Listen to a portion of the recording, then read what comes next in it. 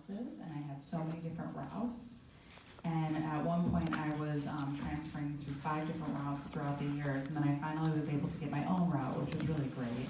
And so what I did is I wrote a little summary about myself and who I am, and that I come from a deaf family, and I have hearing children, CODAs. And so I wanted them to be able to call on me. And so my boss would relay the information to me, and then that's how we'd be able to communicate with each other. And so what I did with those little summaries that I wrote is I made copies, and I passed them out to all the residents that I was delivering mail to. And then let me tell you, our interaction completely changed. They really loved working with me, and I thought to myself, ooh, maybe I'm gonna get some tips, you know. Actually, let you know, do you guys pay tips to your mail person? Shame on you for not raising your hand. Oh, wait, no, people didn't know. Yeah, so, you know, I had to tell them that I was deaf, you know, and what they do now is they'll leave notes when they go on vacation, and let me know the time that they're going to be away and come back, and that sort of thing. So communication's been really great with each other since I shared that all with them. Now with my coworker, you know, they always say the same words, like bullshit, you know, and the cuss words, you know, and that's how I communicate with my colleagues. But nonetheless, you know, I am able to lip read with my coworkers because I've been working with them for so long now. I'm so used to what they're going to talk about with me, so that's definitely worked out for me. I bet people would love to know who some of your consumers are. Like, I mean, do you ever have deaf people on your mail route? Or Like I was just explaining that how do you talk to hearing deaf. people? Do you gesture to them? You know, it's a beautiful day, just like this. Really basic. It's not like I'm getting in an in-depth conversation with them. If we do, we'll write notes back and forth. But at the end of the day, I have a job to do, and I have to get my job done. So it's not like I'm hanging out having tea with them or anything. But nonetheless, I mean, this is my job. I'm independent. I'm out on my own through the rain and snow, which is like, ooh, kind of sucks. You know, I mean, I get my ass wet. Oops, I said a dirty word. Ooh, now you said tips at Christmas time. I'm telling you, I'm learning for myself right now, Tony. I didn't know that mailmen expect tips at Christmas, I'll be honest with you. Oh, yeah, and I saw some people absolutely. raising hands. No, I think some people didn't know that was a thing. I'll be honest, I've never ever tipped my mailman. That's and now all right. I'll be That's all aware. right. I just didn't know. Maybe that's why I've had some letters go missing. And that's all right. I mean, you know, I do work in a nice area. So if you know Oyster Bay, Long Island, a very nice area, and now I live in Queens, and I commute there for work every day, but like I said, I really enjoy it. Daniel, how about you about that topic for autism? Well, when I meet people, I don't necessarily have to say that I'm deaf, and also I don't want people to be shocked. Now, if I might use my voice to communicate, I might have a heavy voice that might be surprising to them. I try to just be visual and gesture. I try to make that my first approach so people don't feel uncomfortable. Let's say I'm at work. On my resume, if I interview for a job, I do not say that I'm deaf. I do not. Now, like when I was looking for jobs, I find emailing is really not the way to go. I like to be going in person. I like to dress up nice, present myself well, and show them my resume. And then when they meet me, they'll look at my resume and they'll look at me. And then there's an understanding. Now, even if we can't speak to each other, we can understand each other. If I say I'm an engineer, obviously I know how to be an engineer. It's on my resume. It speaks for itself. And if there's an available position, I get the position, that's it. So I prefer in person. Anything in person, casual meeting, people at work, anybody, anywhere. I find that if you don't worry about it too much. I have my ways that I've developed over time. But now at work, well, now in Israel, for example, what might be different there would be, definitely in Israel I felt discriminated against as a deaf person. I could just tell by the way they looked at me, by the way I was treated. I could feel it. And this was, in Israel, and the people I worked with. I was the only deaf person there. I didn't feel as well respected, even though I could do my work, and we did try to communicate. It took me a long time to get on track there. and also there, my boss, he knew that I was deaf and how that would affect me at work would be, he'd have to come and tap me and look at me so that I could lip read him or see what he had to gesture to me. Like if something had to be communicated at work, and maybe he'd write something if he had to. It was never like super easy, I'll be honest with you. And maybe not just because I was deaf, maybe just culturally. You know, people have different backgrounds and how they interact with each other. It's always important to have a positive attitude and to look ahead at the bright side and how things can get better. But now that's Israel. But here, let me tell you, new language for me. You know, I had to get used to English and also ASL, and now I'm an engineer, and I sent my resume out. But now the field of engineering, luckily it's the same. So the good news is the coding, the work, the machinery is the same. So that's good to know. The communication's different, but the work was not a hard transition for me.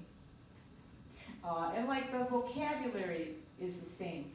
And because in Israel we used English words, and because the technical words are the same, luckily it was easier for me to lip read some of the words I needed for my job. So as a person that's deaf, that was a little easier for me because it's the same field of work. So I gave it for me. Awesome. Hey, so now because ASL and now the visual vernacular as a performer must be easy for you. And how about later, not right this minute, but later you can do a little quick performance. But can I do it now, Daniel says? Okay. Tony's like, All right. yeah, go for it. Time for a Why not? performance. Gregor's Show like, me the woo, show. we'll have a new show Show me the right show. now. And we're not going to voice interpret it, we're just going to watch.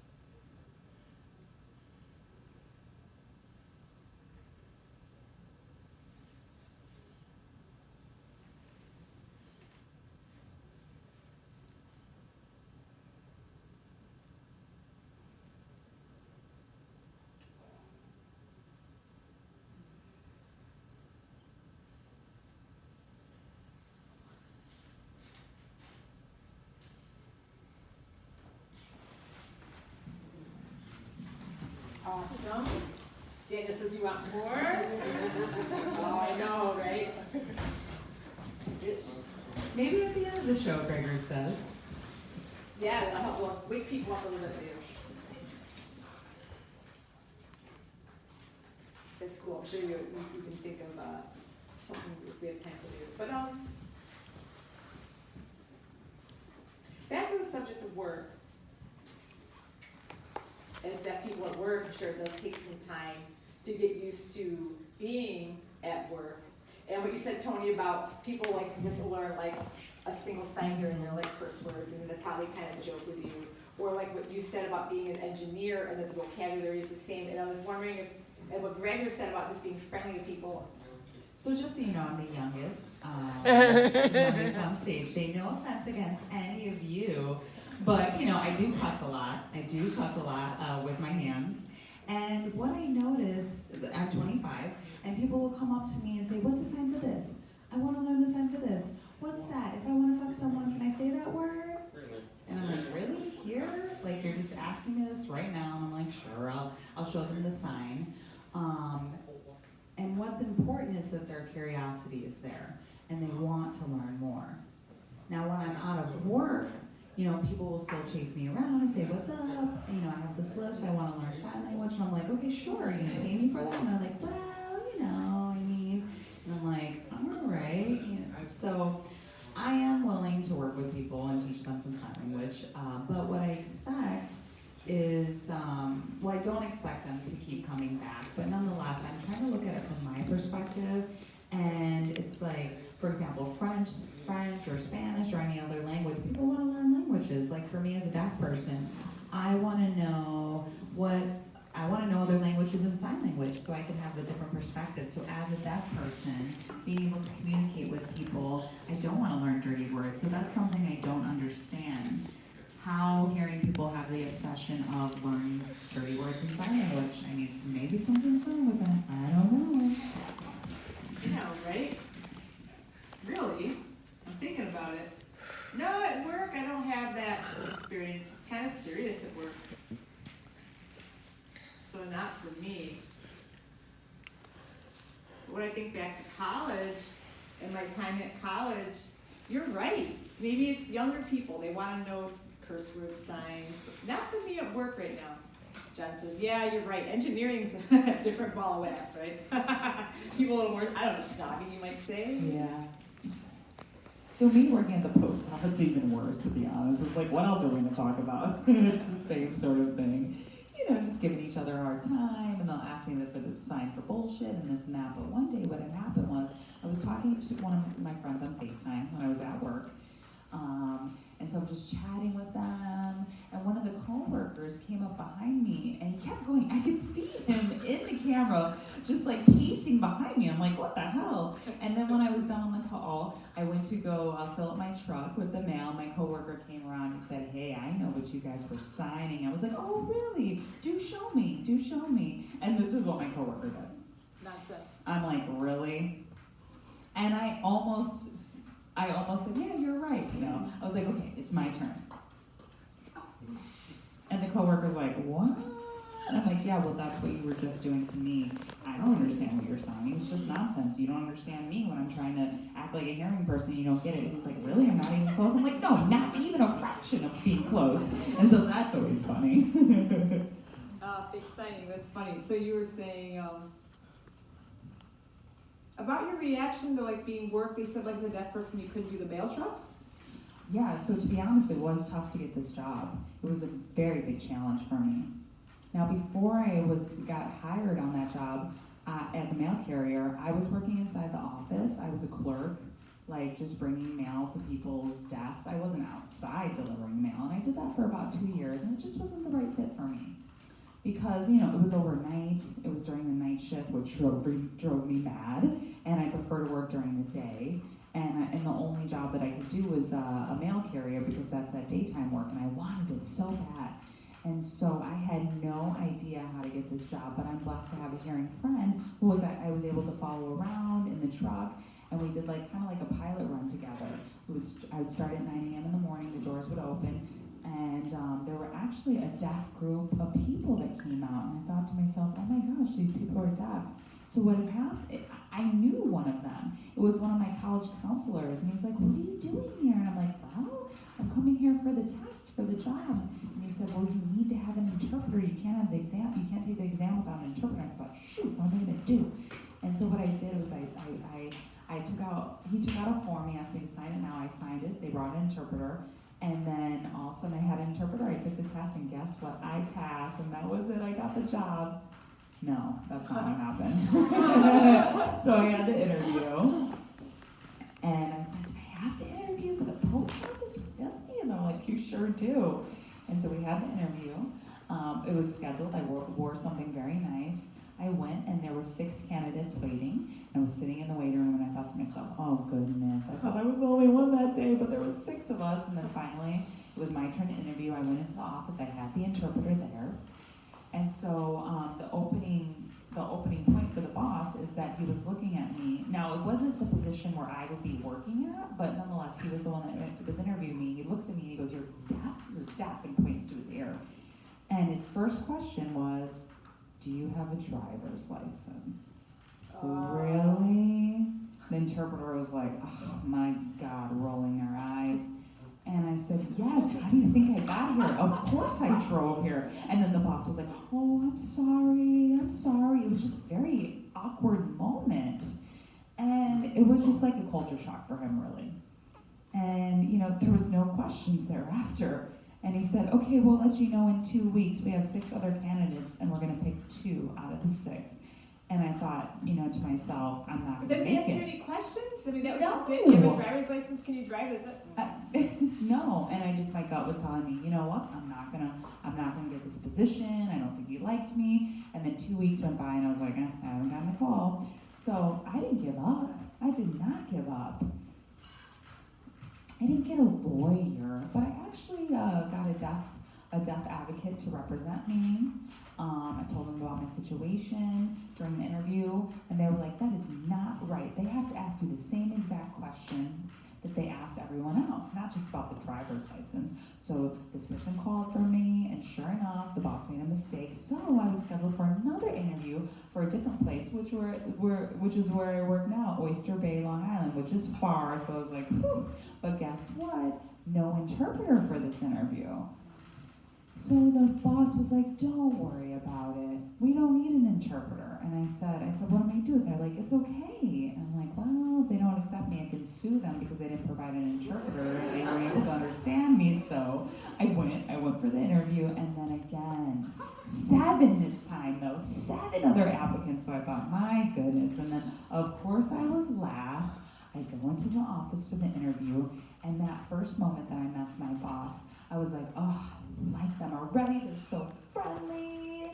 And they were like, no, just read my lips, you know. And I was like, wow, I already felt so close to her, and we just chatted it up, and we were going back and forth, gesturing and whatnot. And apparently her mother is deaf and blind, so there you go, I got lucky. So we were just chatting it up, and she had asked me,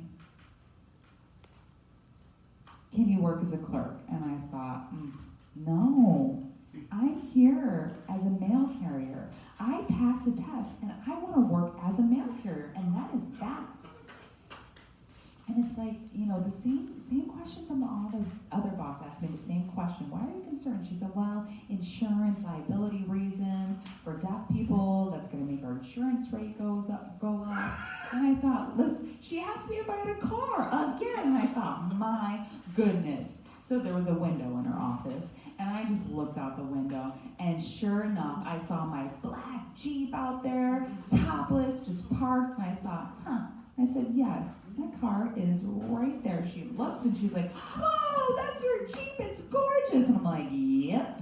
And she said, hey, can I join you to see how good of a driver you are? And I looked at her, and I was like, you want to take a ride in my car, and this is like the test. And I thought to myself, okay, sure. I mean, if she doesn't hire me, I'm just going to sue her anyway, so there you go. So I was like, all right. I was super excited. I got my jacket. We got in the car. And I already knew it. I knew it. I was driving. She gets in the car. And, I know the post office rules. I know what their number one rule is, which is safety. So, of course, I buckle my seatbelt, and I look at her and I said, please buckle up. And she's like, yes, of course, right. I'm like, hey, she's the one that's testing me, but look at me, you know. And so, of course, I was driving, and she was kind of giving me a little pointer, and I felt like I was like on a road test or something. She's like, go right, go left, do this, do that. And I'm like, okay, I'm like sweating, I'm driving. And then she asked me, do you want something to drink? And I was like, no, what about you? And she's like, no. And she's like, it's okay, let's go back to the office. So we drive back to the office, I park, and then sure enough, we just start chatting it up, and thank God it was the last interview because we had all that time to just chat it up and get to know each other and whatnot. And she said, how do you talk to people on the phone? So, back in the day, we had the TTY. We didn't have video phones back then. So it was like a typewriter where you put the phone on there and you type away. And she was like, really? That's so amazing. And she said, well, what about the doorbell? How do you know people there? I said, hello, we have light flashers. And she was like, oh my gosh. And it was like, well, what about a baby crying? I'm like, hello, vibrations or a light flashing. And she was just like, oh my God. Her mind was blown. And so we just chatted up, and I was like, well, I do have to go. And she did tell me, I like you. I like you. And I was like, oh, and we giggled together a little bit. And she said, I'm going to call you in 2 weeks. We have these 7 candidates, and we're going to pick 2. And I thought to myself, all right. And I was like, she said, don't worry, I think I like you. And I was like, okay. And then 2 weeks went by, and sure enough, she gave me a call back congratulating me because I got the job. And let me tell you, here I am 23 years later, happily employed. How about you? How did you get the job? And was it frustrating interviewing as a deaf person? How did that process go for you?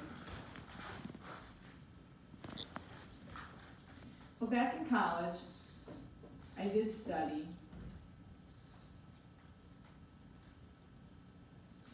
Now, of course, I did not have an interpreter full time. I mean, I had to read and study and apply myself.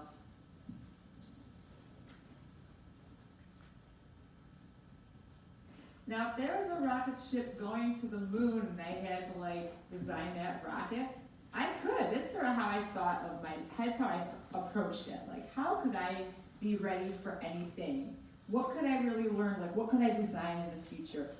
And I looked for challenging projects that I could get involved in so I could put them on my resume. And at first, nothing was coming together when I got done with college. Now, you know how you can approach companies that will help you find a job? I did that. Remember I said before, I really do prefer in person. So again, I brought my resume in person because I was looking for work. It took me 2 years. And then, like I said, naturally here I moved to New York. And now I've been here for 2 years, but the whole first year was me trying to find work. Networking, I was ready for, an entry-level job. I mean, really, I was ready for any work. Now, naturally, I wanted to get an engineering job, which I have now. When I first moved here, I was just trying to find any kind of work. As a new immigrant, this staff to America wasn't easy. But in person's the way to go. And then John said, well, how about the interviewing? How did that go? So yeah, okay, about interviewing. Well, now for this engineering job, it was a 4-hour interview. Yep, a 4-hour interview that was math, physics. I took actual tests. I had to do proficiency tests. I had to demonstrate my ability to use machinery, different kinds of machinery. It was a hands-on test, also a paper and computer test. I had to prove my knowledge in different areas. Yeah, super long interview. And then after 2 weeks, I heard that I got in, I got the job. John said, how did you write, did you talk, did you gesture, how did you do the interview? Well, the interesting thing is, the person who interviewed me, his wife has like a speech impediment, so he had more respect and patience for me as a deaf person in the interview. Remember I said before about the language of engineering? We got by with like writing, pointing, gesturing, John said. So less like actual chatting in the interview and more demonstrating your skills and knowledge, and that's how you got the job. Isn't this interesting? Everyone has a really different approach, and sometimes people wonder how can a deaf person get the job, and sometimes it just has to do with the person interviewing you and having a lucky connection, Right. a family deaf member. Deaf mind. Right? It's nice when a person has an open mind, and when then the door is open for us as deaf people, we can get in. Absolutely. Now, yeah, like I said, his wife had a speech impediment. Not deaf, but a speech impediment. I totally understand. Hey, Grander, how did you find all your different jobs, like as an interviewing? One job, which was like the most insane challenge that I ever experienced getting this job. Now, other jobs was pretty easy for me, and I won't say the name of the company, but this job, it took me 9 months to get this job. 9 months. And it was in 3-month increments. So I had the interview for 3 months, and then within 3 months, and they interviewed me a second time 3 months later, and then the third time 3 months later. And so really, it was like, the third interview was like 12 or 15 people. It was like a whole panel interview, and they were asking me extremely complex questions. And luckily, I was having a really great day.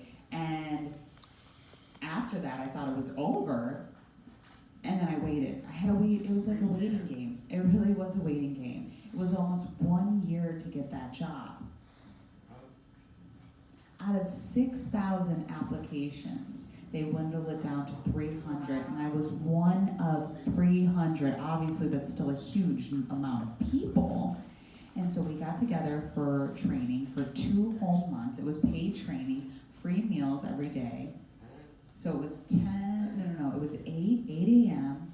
to 6 p.m. every night of training every single day, Monday through Friday. And during that time, I was between another job. Another job consistently complained, why aren't you here? And I said, well, I'm training for another job. No, I didn't tell them that. I didn't tell them I was training for another job, but I just knew this other job would be better for me because the pay was better, the benefits were better. I mean, it just made more sense for me to work there. And out of all the interviews that I had for that company, we had interpreters throughout. But the 2-month trainings, let me tell you, imagine how it feels to be stuck with the same interpreter every single day. But one thing that I felt most proud of and grateful for is that I wasn't only the deaf person. Wasn't only the deaf person working there. It was actually 5 of us. So it was great. We were able to develop our team together. We received the training. One of them was actually my friend, and we would, we would. It was funny because we would just gripe and give each other a hard time like we were in 3rd grade again. But it allowed us to deal with these other 300 hearing people. Now let me tell you, the interview you think was the hard part? No, it wasn't. It was this training because you had to learn all these individual 300 co-workers, their names, their favorite colors, what they look like, and then plus you had to learn all the job policies and procedures and this and that, and I just felt like I was going to school again. But I wanted to show them that deaf people can. Out of the 5 of us in the group that we can, and we did it, We actually And all 5 of did you it. made it, that's awesome. We sure did. I'm one of the 5 super team. So really, it was the biggest challenge I've ever had. It was 1 year. It was so rigorous.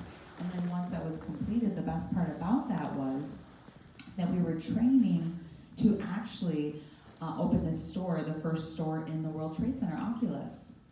And so everything just kind of came together, and it came together for the best. And it was more of a personal experience for me, and it was a very challenging experience, but at the same time it was rewarding and fun. Seems like, one-on-one is the way to go when you had so many interviews within that group interview. Absolutely, I just felt like it was a big competition. It was an interview, and then I'd meet with the manager. There was one supervisor, or actually 3, and there was one that would kind of observe them, and then when I had the 3rd round of interviews, like I said, there was 14, 15 people at the headquarters. There was a panel, and I was so nervous because I didn't know if we would all get the job or not, all 300 of them. I wasn't sure how their screening process worked. All I knew is that this was a rigorous process, so nonetheless I made it, and that's all that matters and all I really care about. But communication wasn't bad because they provided interpreting services. So thinking about if you maybe have a funny story in your work experience to tell, a funny work story.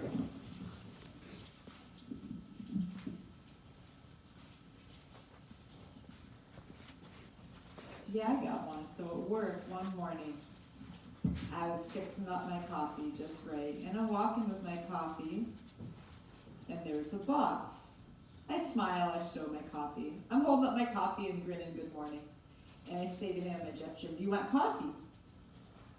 Now I want you to know, I did this on purpose. I knew what I was doing. I held up my coffee and I made eyes at the boss because I wanted to make this boss like me. He's been kind of grumpy, and so I thought, let me try a coffee approach with this boss. So that's what I did.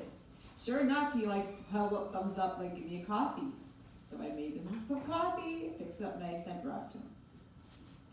He smells the coffee. Oh, it smells good. I'm happy. It's hot.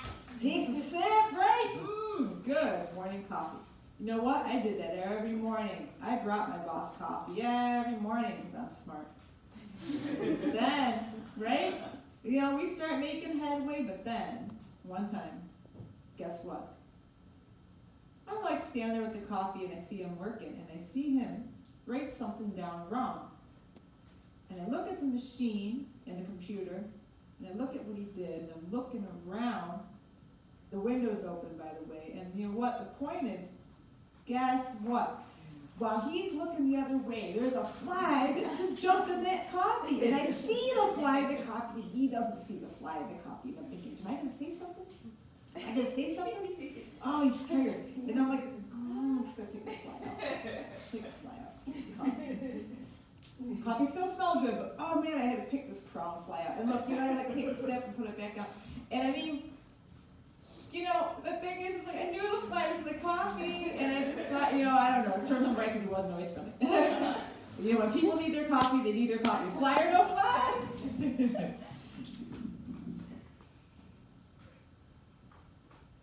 So we have specific, you've seen the post office trucks. You know what they look like, right? I mean, it's the typical post office truck. And so I had my truck. We had 2 trucks backed up to the office. And I was doing something with the cart, and I was just loading up all the mail into the truck. And this woman, I couldn't read her lips very clearly because she had very small lips. And I'm looking at her, and she's pointing at me. I'm like, what? Huh? What'd you say? And I'm just piling all the mail into the truck, and the woman's just like looking at me like this and gesturing. And I'm just putting all the mail in the truck, and I'm thinking, she's crazy, you know? Oh no, I gestured, she's crazy, and all the other men were just laughing. And guess what? It was the wrong truck that I was loading. Oh my God, that's what she was trying to tell me. And then she's like, what's wrong with you? And I'm like, well, I can't. And she's like, you can't hear me. And I was like, of course I can hear you. I'm deaf. What are you thinking? And so then, of course, I had to double up my work that day because I had to take all the mail Was it back her in truck my then? truck. Oh, it was her truck. Yes, it was her truck. She's like, you like mine because it's cleaner than yours, right? And I'm like, oh, come on.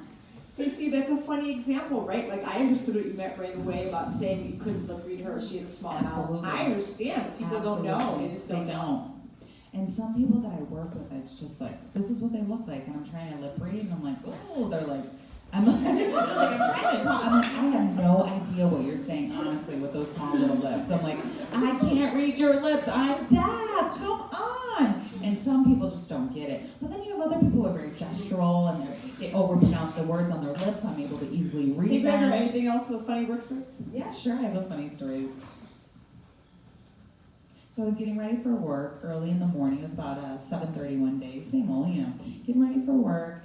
And I arrived to work at the World Trade Center. And that day I was very tired. I was just so sleepy because I went out partying. You know, I'm young, so I can do that. So I partied the night before, went to my job. And you know, I don't know if you know, but if you've been to the Oculus at the World Trade Center, but there's a lot of glass, and that's the exterior of the stores.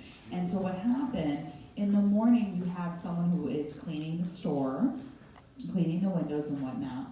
And I know that that's what they do. I've opened and closed, and that's when they clean, is in the morning and at night. So that day I was opening, and so I'm walking and walking and walking with my coffee, walking to my job, and then I see this woman, this is what she was doing. Now it's glass, right? So she's cleaning the window, okay? And that's what she was doing. So I'm walking with my coffee, and I see her, and I'm like, hello. And I know that there's glass there, but again, I was tired and my brain wasn't functioning. I'm like, hello, and I'm like, can you open the door? She's like, yeah, I'll unlock it. I'm like, okay, great. And they're like, yeah, this door's open over here. And I'm like, okay, great. But I didn't know which door was open, unlocked. And so the door doesn't open when you open it up from the outside. So here I am trying to open it up from the outside when I need to push it open. And they were like, it's this door over here. And I could see the glass. I could see the glass right there, and I could see the door, but I'm not sure which one. They didn't say which door. So from my perspective, I couldn't really tell. And again, my brain is not fully awake yet. I'm not really functioning. There I am walking with my coffee. And so what do? Boom! I try to go into the door, and I hit myself right on the glass. And they're like, no. This door, not this door. This door over here to the right. And I had coffee all over me, of course. And I'm like, okay. But you know what I did? I pulled open the door, and they're like, no, push the door open. I'm like, right, of course, even though, you know, I knew that. So I pushed open the door, walked in. I was so embarrassed. My manager was like, are you okay? We have another shirt we can give you to replace it. I'm like, yes, please do, because this coffee is very cold. Because I don't drink hot coffee, only cold coffee that day. But nonetheless, it was a terrible experience. Oh, wow. After that, I bet you were really going to make sure you drink that coffee before you get to work, not after. Don't save that coffee, you're going to door in the face. I mean, like I said, I couldn't even concentrate that day. Now, Tony is a senior, experienced worker here on stage. Before the post office, I'm just wondering, as a younger person, even at college, what did you do before the post office? I mean, really not much, except for partying. I mean, you know, I was a mama boy. Daniel's like, me too. College, you know, whatever. And then what happened was my dad actually passed away at an early age, and that kind of just threw my world upside down. And so my mom was like, what am I going to do? You know, now the house is all her responsibility, and I didn't want her to sell the house. And so I just knew that I needed to get a job, and so I got a job at the post office. I saved my house that I grew up in, and now my mother still has it. So that made you think you had to go and interview for the postal job. But like, when you had the clerk job, did that require an interview, the postal clerk? Yes, of course. So, like I was saying, before I did that, I worked as a clerk, delivering mail to the offices. Now, that was a temporary job. It was a temporary position, not a permanent one, and they could just let me go at any time. If their budget got cut, that would be it. I would be let go. And so I was definitely concerned about my stability, and I wanted a permanent job, and I knew that a mail carrier would be a permanent job. And so that's how I ended up quitting that job and actually getting a job as a mail carrier. So Daniel is an engineer and also a performer. I'm wondering, what are your thoughts for the future? Yeah, I can answer that. Well, really, when I was still in Israel, I thought it's engineering all the way, 24/7. Because I thought about how engineering is really like one of the top fields that just, has a global effect. It affects the world. And you can do everything in engineering. 10 years I did that. But then when I got here, I came to realize I had other options. And performing really grabbed my heart. And I thought, hey, maybe Hollywood will come calling for me, But seriously, that's really what I thought. And if that happens, I'm going to quit engineering and perform full time. That's my goal. And you know what? I've been performing ever since I was a kid. It's not new for me. I felt like it's in my blood. It's in my blood. And it wasn't until I got here that it really blossomed and I had the opportunity. Oh yeah, really? You performed even as a kid? Did you perform as a kid, like visual vernacular? Yeah, you could say that that's it. I didn't know it was called visual vernacular, but visual storytelling, and I got everyone's attention. That's right. And hey, oh wait, I was just gonna say, yeah, Gregor, I want to ask you, future plans. What's it look like? Yeah, so right now I'm focusing on my education because I just feel like, I have a responsibility to teach people sign language to future generations because I never want American Sign Language to die. Absolutely not. I cherish the language and deaf culture, and so that's something I'm focusing on. And right now I'm in medical school for physical therapy. I want to become a physical therapist. I've noticed that there's many gaps within the physical therapy field between the deaf and the hearing because of a lack of interpreting services that's being provided. So I wonder to myself, what can I do to make a difference in this field? So studying physical therapy so that I could be able to provide communication and close that gap. So if a hearing person doesn't understand how to work with a deaf person, I would work with them sort of like an aid to be able to facilitate communication. Because I know what deaf people need, being a deaf person myself. And so I want to focus on sports rehab because more and more deaf people are now becoming involved in sports. And with interpreters, getting carpal tunnel, their arms get tired and that sort of thing. And so I just feel like I owe them, and I want to be able to give back to the community in this sort of way. I also love children. I really care about them so much, and they deserve a good quality of life, especially deaf children, people that are signing and whatnot. So I want to make sure that every deaf person has an experience of being able to have whatever they need to meet their medical needs, and that could be through physical therapy, and that's something that I could be able to help them with. I want him to, he asked me about the past, but then he's asking this young one about the future. Well, I'll tell you, retiring, and I'm going to be playing golf during my whole retirement. You play golf already? Are you a golfer?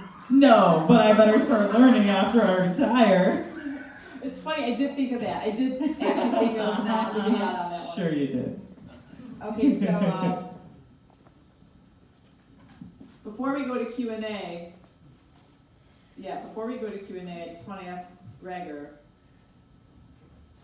I know you're a chameleon, and you like to bring yourself to different jobs, and you were talking about physical therapy for the future. That's bringing life. That's great. And now we are going to open it up to Q&A. But I want to have one more VB performance from Daniel. Ooh, Daniel, yes, please do.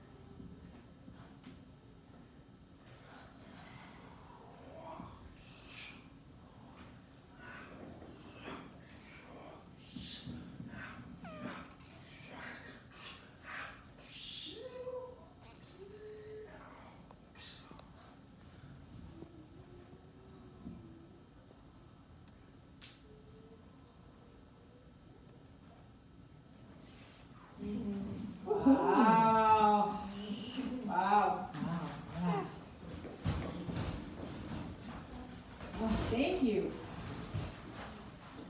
Did you guys understand the message of that story, even though it's not in the ASL? Did you understand it? Did you understand it and follow it? Why don't I tell you a little bit about it, just so you know what I was saying. So it's actually a lion and an elephant in Africa. And in Africa, if there is a war in Africa, and you know how they will grab up child soldiers to join the political conflict? And then one time, this is a story that I created about them grabbing a deaf child away from his mother and crying for mom. And the meaning behind it is, war is bad, mothers lose children, and so I use this image of a lion and an elephant to depict like the battle and the struggle, but it's really about like mothers losing children, and it's about war. Okay, and now guys, it's time for Q&A. We have given you what we have, you give us what you have. If you're deaf and you want to ask a question, I'll copy the sign so everyone can see it. And then if you're hearing, you can just ask it and then we'll sign it. So I'm wondering about your different jobs and your different careers. I know, Tony, you've worked for 23 years, Daniel, engineer for 10 years, Gregor, different jobs. So thinking about that, how did you know, like, your calling? Like, how did you know the post office is for me, engineering is for me? What led you to the careers that you're in? How do you find your joy? How did you know that this is what you were meant to do? I just want to hear from each one of you. Was it like a split-second decision? Did you know instantly? Was it like a little voice in your head that said, this is what I want to do? Can you tell us about that? Sure. So all I could think of that I wanted a pension for retirement. Absolutely. I wanted to feel comfortable and be able to make money after I retired. And so I knew once I got a job, I would have to complete what I started. And that's exactly what I was looking for, and I knew that. When I completed my education, I really kept a positive outlook on my prospects. I know that if you study well and do well, you're going to get a career, you're going to get a job. I tried to use that to bolster myself that I was going to also have that. So like I said, in Israel, it took me several years to find a job. I really looked. When I left Israel, people said, no, don't go, you've got this job, it's important. But I was like, no, I need to find my identity. I believe in myself. I will be able to find something when I come to America. So people were like, don't go, but I did. I left Israel. I had reasons to come to America, and I had a positive thought. I thought positive.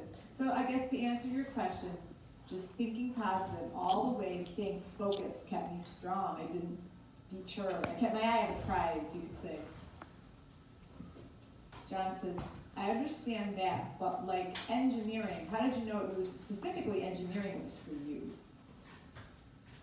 Oh, I see. Well, in school, even all the way back in, like when I said before middle school, I had these two career track options, culinary or technical. So I really was offered two tracks. That's what we did there in Israel. I picked the engineering mechanical track. I did that also in high school. So I already knew I picked that early as a training, and then I got an AA degree for that. John said, so you just picked one thing and stuck with it. Yeah, that's right, I picked one thing and stuck with it, that's correct. Middle school, high school, and college, and university as well. So that's 10 full years of studies to make me an engineer, I just picked it.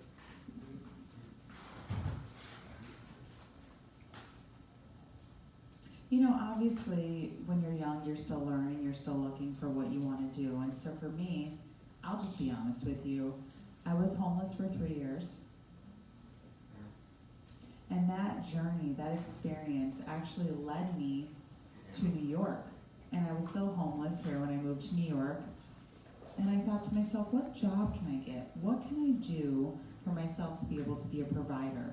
But I didn't know what my calling was. I just kind of went through my journey and tried various jobs. I wasn't really satisfied. And I thought, what am I going to do? Where am I going to go? And then once things kind of hit rock bottom, I called my mom. I dropped out of college. Well, I put it on hold. I always kind of put it on hold because I didn't really think of myself as a college person. I was like, well, I could, and I know I should, but I'm just not ready for that right now. And so my mom's like, well, you're good with your hands. She said, give me your hands. And she's like, what do you see? I'm like, my hands? I sign with them and whatnot. She's like, right, exactly, you sign, you're deaf. You are a native signer. And I thought, right, I am. And I'm like, well, other people are deaf and they sign, so it's the same thing. And she's like, no, you have something to provide the people with. And so we started talking about school again. And she said, well, what about being a doctor? And I thought, oh God, no, with blood and that sort of thing. And she said, well, what about a dentist? I'm like, no, social work, this and that. She's just asking me questions that really to get me going. And then she said physical therapy, and there was just something that really felt right about that. And I thought, maybe, sure, yeah. And she's like, well, you could make a difference and really touch people's lives. Being able to work with your hands. I thought, these hands? And she said, yes, absolutely, believe in yourself, you could do it. And so then I was like, okay. And so, that time when I was transitioning between Florida and New York and that sort of thing, I didn't realize it myself, but I was already in tune to what people need physically, and so I started giving people massages and whatnot. And during that time, I was living with my mother, and I remember looking back to the sequence of events that had happened throughout my life, and I thought to myself, wow, I have helped a lot of people. Okay, great, I accept that, and that's what it's going to be. And I've been going to school, and I have 1 more year left, and then I'll be back to New York, and I'll be able to help people again, which I'm really excited about with my hands. Okay, we're now open for any Q&A. Shelley, did that answer your question? Any questions, anyone? How about you back there? So I hand. Okay, the question is, why did you move? Why did you move here to America, to New York? For example, you, Gregor, from Florida to New York. And then what made you come? So for all of you, if you're not from New York, what made you come to New York or stay in New York? So me, I moved here from Israel. Now in Israel, I had less options than women. That's right, women. Oh, please. Your wife's watching you. You better your watch wife's yourself. watching you. You better watch yourself. So, I'm just, Jen's like, oh, she's going to pick on you now. But no, seriously, options for women, the deaf community is limited in Israel, and that's really what I was looking for, is I wanted to meet the right person, I wanted a wife. And, if you had asked me, did I know that I'd meet someone and then within a year meet that person and get married, I did not know that. But I met my wife, how? Through Facebook. And then John says, really, 1 year, and then Facebook. Yeah, Facebook ad. And then she got my heart aflame. She pulled me in. Facebook ad. That's why I'm here. And how can you go off New York, Tony? Well, I'm a native New Yorker. Why would I want to leave? Honestly, New York has everything that you need. But Tony, do you ever think of going elsewhere? Honestly, this is where I grew up. I have a family here. I stay in a family house. I have this job. 23 years I've been. I have 2 kids with my fiance here. And so, I don't know if I'd ever leave, to be honest with you. I love New York. So again, why I moved to New York was because, Florida just didn't, it just really, I'm not going to say something negative about it, because people are always like, Florida is a great place to vacation to, and I'm like, yeah, right, but it's not, it doesn't have what you need. The educational system isn't great. The services that the state gives you isn't great.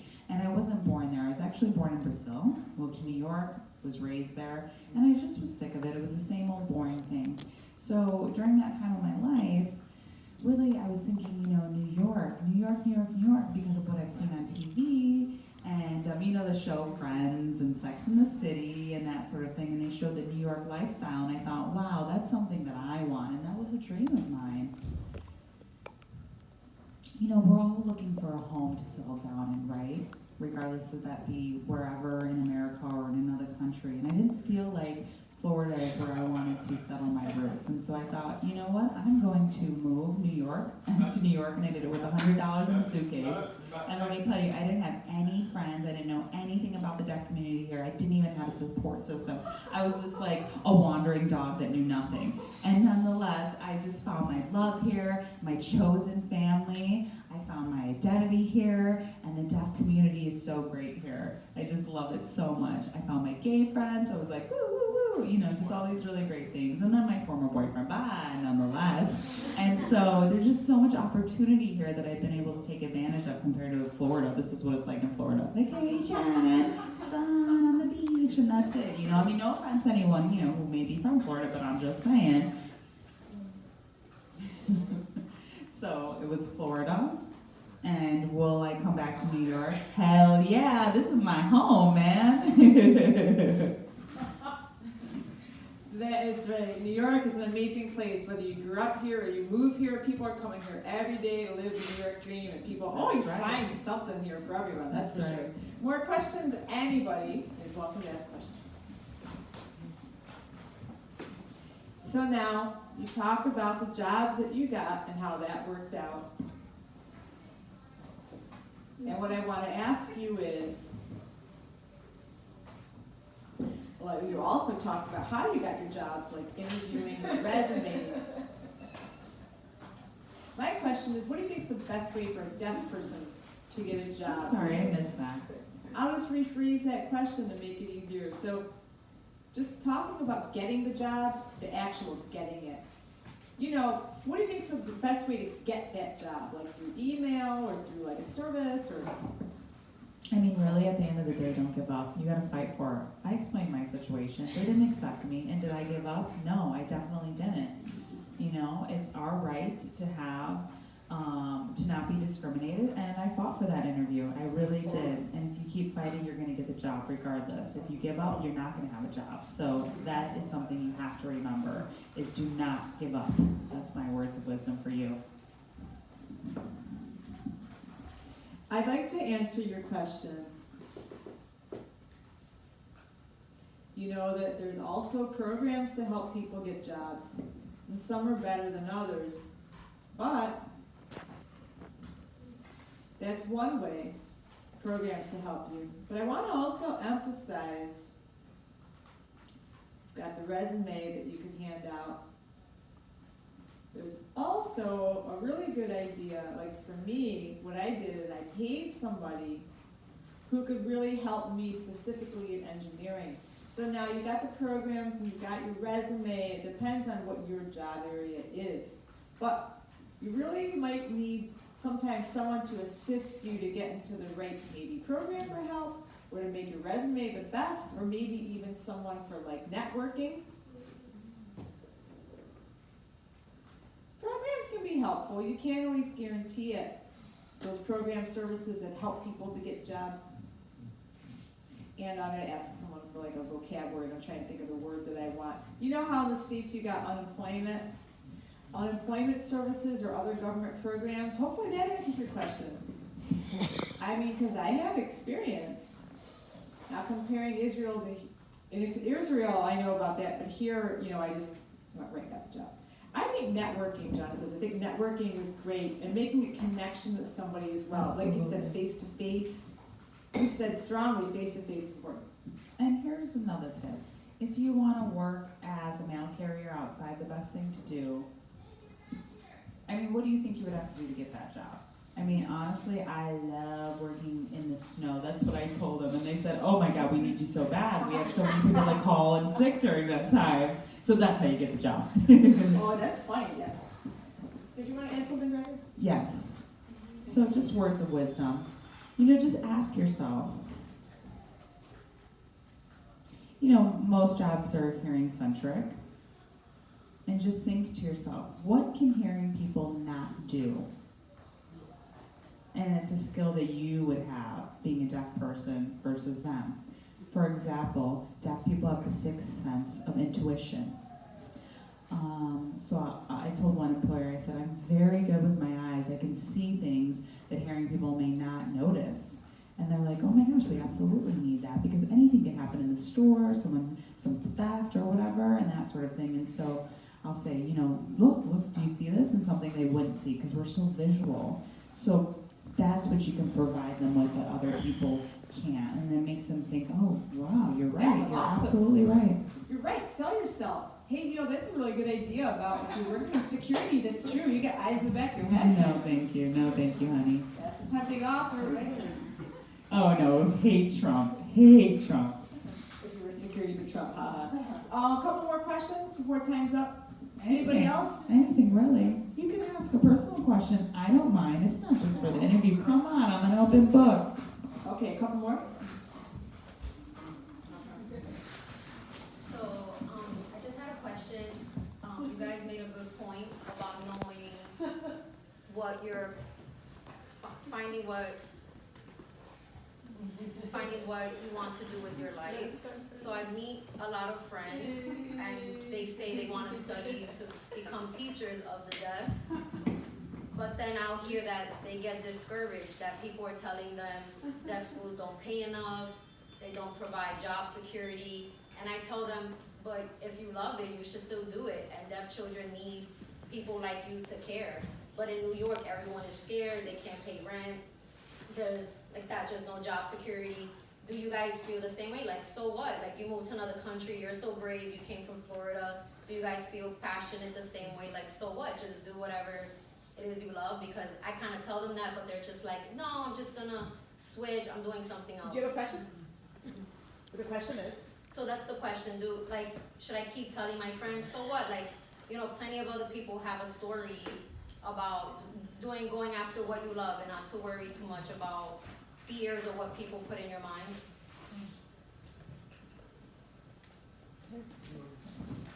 Tony's saying no.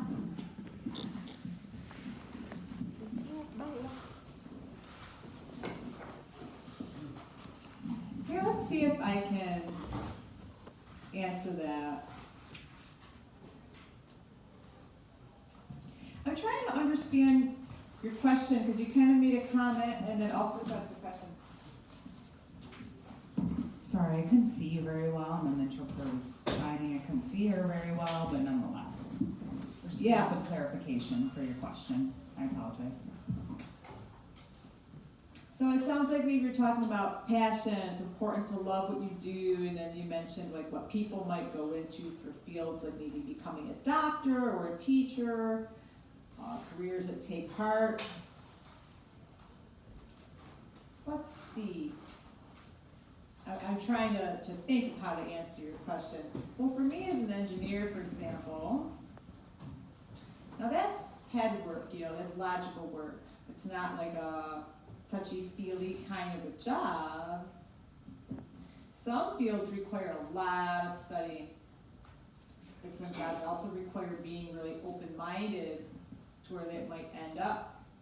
Now, of course, all fields have, politics involved sometimes. Now, there's things that you could do for fun, like music and the arts, those things you love, but that doesn't mean you're going to be able to do that for money. It doesn't mean maybe 1 out of a million could become famous, but not everybody. So, if you're talking about passion, passion versus having a logical approach, are two different approaches. Sure. So, with passion, there's so many different roads that you can take.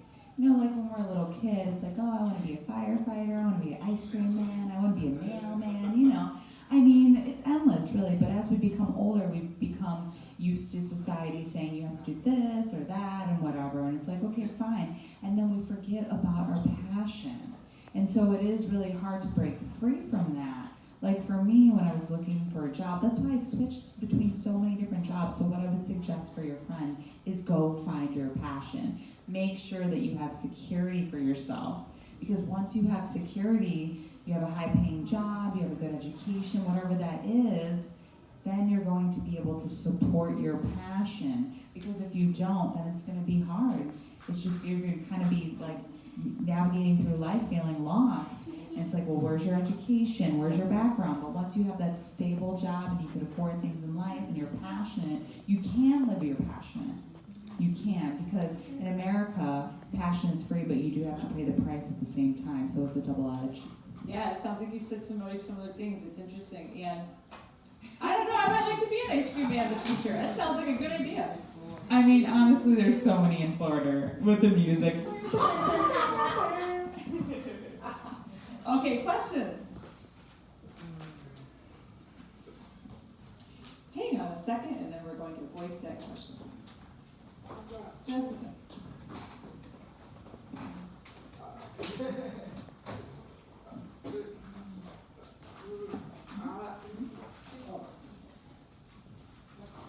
I'm wondering, do you guys also have vacation time? You might work hard to get vacation?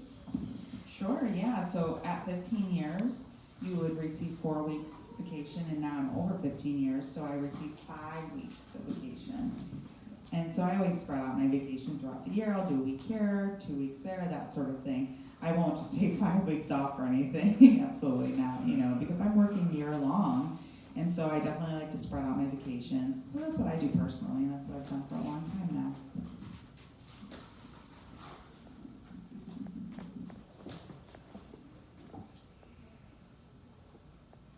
For me, for my vacation at work, I get 2 weeks. In Israel, I had 2 weeks, but here I'm brand new, so I don't have vacation yet. John's asked, but in Europe, in Israel, other countries have vacation, maybe even more. How about here? Well, I'm new here, yes, but you will have vacation, right? Yes, I believe I will have vacation accrued as the years go by. How about you, Gregor? Yeah, for my jobs, I haven't had much vacation, but now I'm on a 2-year vacation. Now I really need it though, honestly. Yeah, I'm on vacation in Florida right now, nonetheless. I wish it was in New York.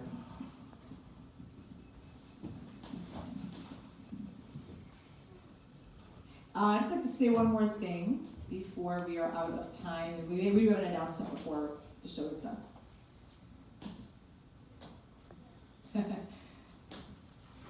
Now, if you've got a man and a wife and a donkey,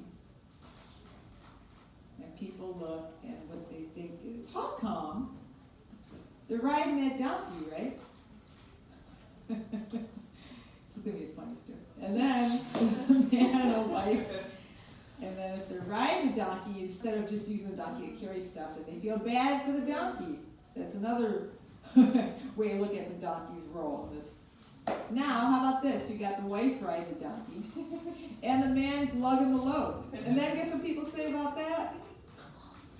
The wife's controlling. She's the one riding the donkey.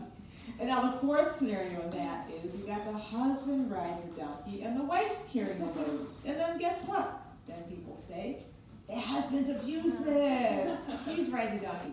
So I'm just using that as a metaphor. There's no one right answer. The wife, the donkey, the husband, how people look at things and their perception. Who cares, man? Forget it. What's important is that we're good people. We get through life.